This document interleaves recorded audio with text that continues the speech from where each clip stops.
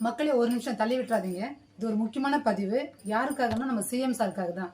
என்ன CM sir இப்படி பண்ணிட்டீங்க? உங்களை ஓட்டு போட்டு சிஎம் ஆக்கின மக்களை நல்லாவே ஏமாத்திட்டீங்க. கரூர்ல 41 குடும்பங்களுக்கு வந்து நீங்க கவர்மெண்ட் வேலை கொடுத்துருக்கீங்க. இது சரியா? எந்த விதத்துல நியாயம்னு சொல்லுங்க நீங்களே. இல்ல அவனை தெரியாம தான் கேட்கறவங்கள யாரு சார்? அவங்க வந்து நம்ம நாட்டுக்காக சுதந்திரத்துல போராடி தியாகிங்களா?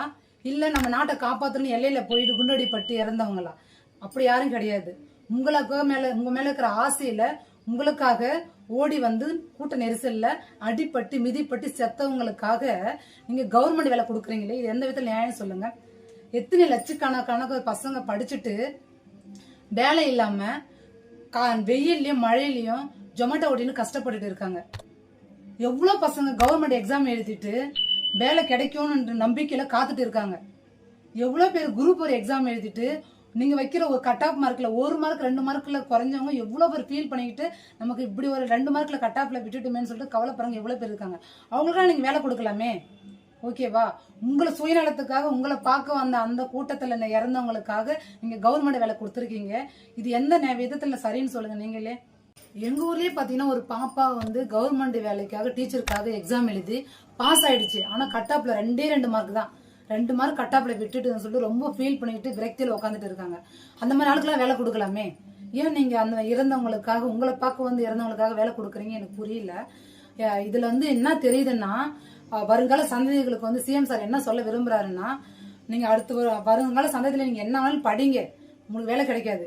என்னோட மாநாட்டுக்கு வாங்க, அடிப்பட்டு மிதிப்பட்டு சாவுங்க, நான் உனக்கு கவர்மெண்ட் வேலை கொடுக்குறேன்ன்ற மாதிரி இருக்கு நீங்க பேசுறது. இது சுத்தமா சரியில்லை சார். நீங்க நினைக்கலாம் இதெல்லாம் கேட்கறதுக்கு நீங்க யாருன்ட்டு. நான் கேட்பேன் சார். ஏன்னா நாங்க ஓட்டு போட்டிருக்கோம் உங்களுக்கு. கிளாம்பாக்கத்துல பாத்தீங்கன்னா ஓட்டு போற அன்னைக்கு பாத்தீங்கன்னா அவ்வளவு கூட்ட நெரிசல்ல மக்கள் வந்து பஸ் கிடைக்காம, குடிக்க தண்ணி கிடைக்காம, உட்காந்து போறதுக்கு சீட்டு கூட கிடைக்காம அவ்வளவு கூட்ட நெரிசல்ல நின்னுகிட்டே போய் ஊர்ல ஓட்டு போட்டாங்கன்னா யாருக்காக? உங்க ஒரு ஆளுக்காக மட்டும் சார். விஜய் சார் என்ற அந்த ஒரே ஒரு ஆளுக்காக தான் எல்லாம் அவ்வளவு கஷ்டப்பட்டு போய் ஓட்டு போட்டாங்க. ஆனா அவங்களோட ஒட்டுமொத்த நம்பிக்கை நீங்க 2 மாசத்துல சுக்குநூறா உடைச்சிட்டீங்க சார். எவ்வளவு ஏழை எளிய மக்கள் படிச்சுட்டு வேலை இல்லாம இருக்காங்க. அவங்களாம் வேலை கொடுத்துருக்கலாம், கொடுக்கல. உங்களை பார்க்க வந்து கூட்ட நெரிசல் செத்து போன ஒரே காரணத்துக்காக அவங்களுக்கு கவர்மெண்ட்ல கொடுத்துருக்கீங்க. அது எந்த வித நியாயம் தெரியல. விஜயகாந்த் சாருக்கு ஒரு சான்ஸ் கொடுக்கல, நம்ம சிஎம்என் சாருக்கு ஒரு சான்ஸ் கொடுக்கல. உங்களுக்கு ஒரு சான்ஸ் கொடுத்துருக்காங்க. எதுக்காகனா நீங்க நல்லது பண்ணுவீங்க, நல்லா சிஎம் வந்தா நல்லா செய்வீங்கன்னு நம்பிக்கையில தான் கொடுத்துருக்காங்க. ஆனா நீங்க ஒட்டுமொத்தம் எல்லாரோட நம்பிக்கையும் உடைச்சிட்டீங்க. மக்களே, தயவு செய்து சொல்ல, தமிழ்நாட்டு மக்களே விழிப்போடு இருங்க, கவனமா இருங்க. ஓகேவா? இந்த நிலைமை இன்னும் மோசமாகிறதுக்குள்ளாரே தயவு செய்து எதுக்கோ குரல் கொடுக்குறாங்க.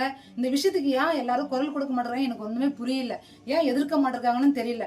ஏன்னா அவங்களாம் செத்தவங்களாம் தியாகிங்களா? ராணுவத்திறல செத்தவங்களா? இல்ல நம்ம சுதந்திரத்துக்கு பாடுபட்டு செத்தவங்களா? இல்லையே.